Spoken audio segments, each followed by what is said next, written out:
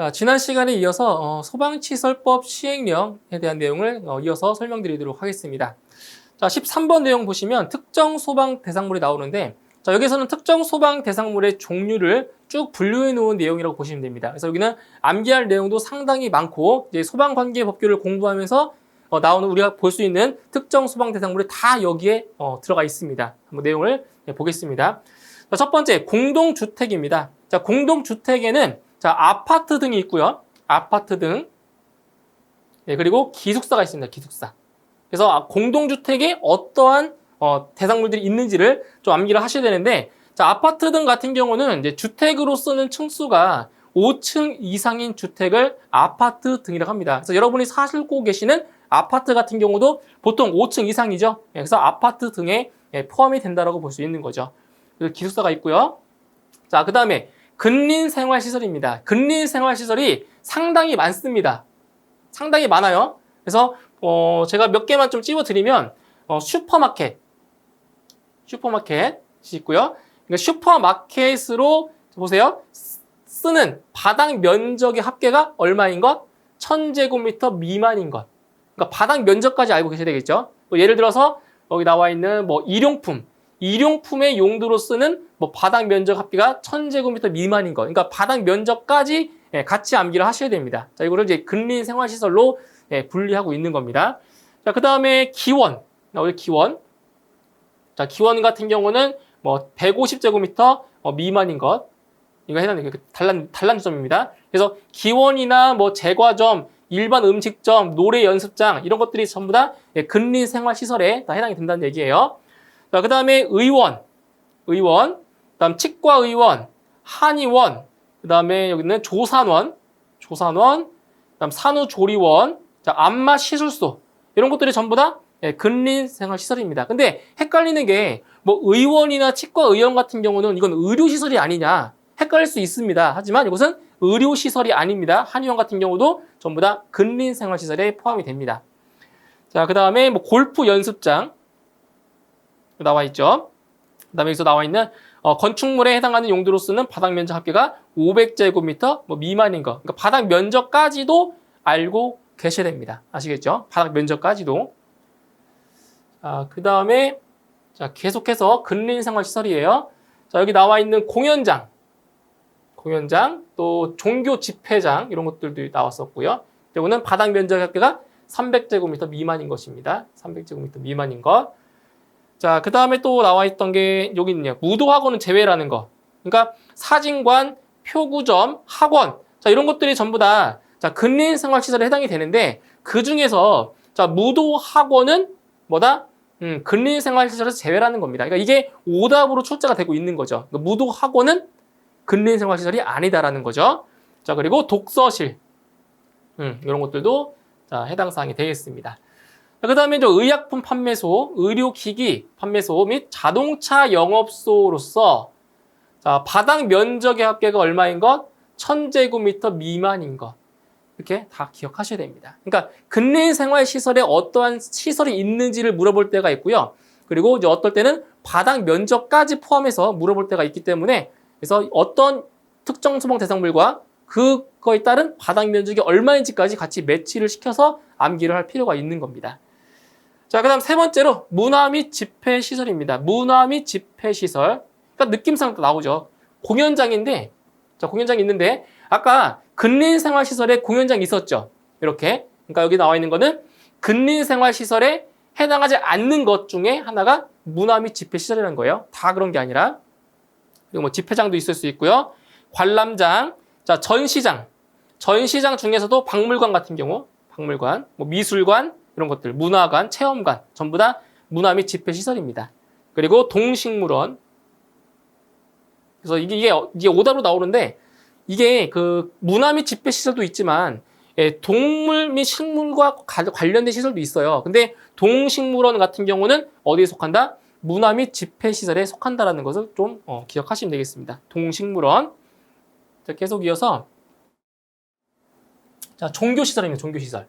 자, 종교시설 같은 경우는 시험에 나온 적은 없었어요. 시험에 나온 적은 자, 없었고요. 자, 쭉 읽어보시면 되고요. 자, 판매시설도 그렇게 중요한 내용은 없습니다. 판매시설에는 도매시장이나 뭐 소매시장, 뭐 전통시장 이런 것들이 판매 시설에 들어간다라고 보시면 되는 거고요. 자, 그 다음에 이제 운수시설입니다. 운수.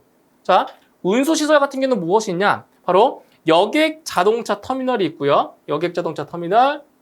그 다음에 철도 및 도시철도시설. 여기 있죠? 철도 및 도시철도시설. 그리고 종합여객시설. 예, 그래서 운수시설도 시험에 간간히 출제가 되고 있기 때문에 좀 보시면 되고요. 자, 그 다음에 의료시설을 좀 잘 보셔야 됩니다. 의료시설. 자, 의료시설이 시험에 아주 자주 나오는 건데, 자, 일단 병원 같은 경우는 종합병원, 병원, 치과병원, 한방병원, 그리고 요양병원. 이걸 통틀어서 이제 병원이라고 합니다. 그래서 아까 이제 한의원 같은 경우는 어디야? 한의원 같은 경우는 근린생활시설이었지만 여기서 한방병원 같은 경우는 의료시설에 해당이 되는 거예요. 그 다음에 격리병원 중에서 전염병원, 마약진료소 이런 거, 그 다음에 정신의료기관, 장애인 의료재활시설 이런 것들을 통틀어서 의료시설이라고 할 수 있습니다. 시험에 가장 많이 나오니까 꼭 기억을 하셔야 됩니다. 자, 그 다음 교육연구시설도 한번 읽어보시면 돼요. 한번 읽어보시면 되고요. 자, 그 다음에 이제 노유자시설입니다. 노유자시설도 시험에 잘 나오는 부분이에요. 노유자시설. 그래서 노유자시설 같은 경우는 노인과 어린이를 위한 시설이라고 보시면 됩니다. 노인과 어린이 또는 장애인 관련된 시설인데, 자, 일단 노인 관련 시설 있죠. 노인 관련 시설에는 뭐 노인 주거 복지 시설, 뭐 노인 의료 복지 시설, 그죠? 이런 것들. 근데 여기에 의료자가 들어갔다고 해서 이게 의료 시설이 아니에요. 이건 노유자 시설입니다. 예, 노인 의료 복지 시설 이런 것들이 있고요. 그다음 이제 아동 관련 시설에는 뭐 아동 복지 시설이 있을 수 있고요. 어린이집, 뭐 유치원 이런 것들도 전부 다 노유자 시설에 해당이 되겠습니다. 자, 그 다음에 이제 장애인 관련 시설도 노유자 시설인데, 뭐 장애인 거주 시설이 있을 수 있죠. 그 다음 뭐 장애인 직업 재활 시설 이런 걸 통틀어서 장애인 관련 시설 전부 다 노유자 시설입니다. 그리고 나머지 내용들도 쭉 보시면 되겠죠. 노유자 시설도 시험에 잘 나오는 부분이기 때문에 눈여겨 보실 필요가 있고요. 자, 그 다음 수련 시설도 한번 보세요. 시험에 나온 적은 없지만 이런 것들도 읽고 넘어가시면 되겠습니다. 자, 그 다음 운동시설도 마찬가지입니다. 운동시설 같은 경우는 딱 봐도 이게 운동시설이다. 딱 뉘앙스가 딱 보이거든요. 뭐가 이제 뭐 탁구장이나 뭐 테니스장, 에어로빅장, 뭐 당구장, 골프 연습장 이런 것들 다 운동시설에 해당이 된다라고 볼 수 있습니다. 보시면 되고요. 그 다음에 업무시설은 좀 눈여겨보셔야 됩니다. 업무시설. 시험에 잘 나옵니다. 업무시설. 자, 먼저 공공 업무시설이 있고요. 이제 일반 업무시설에는 이제 무엇이냐? 바로 이겁니다. 오피스텔. 이게 시험에 가장 많이 나오는 거예요. 자, 오피스텔은 여기서 일도 하고 잠도 자는 거죠. 그럼 오피스텔이 그럼 숙박시설이냐? 아니면 업무시설이냐? 이 오피스텔은 업무시설에 해당이 됩니다. 아시겠죠? 이거 꼭 기억하시면 됩니다. 오피스텔은 숙박시설이 아니고요. 바로 업무시설에 해당이 되겠습니다. 그다음 또 주민자치센터, 우리가 알고 있는 동사무소 같은 거, 면사무소 다 해당이 되고요.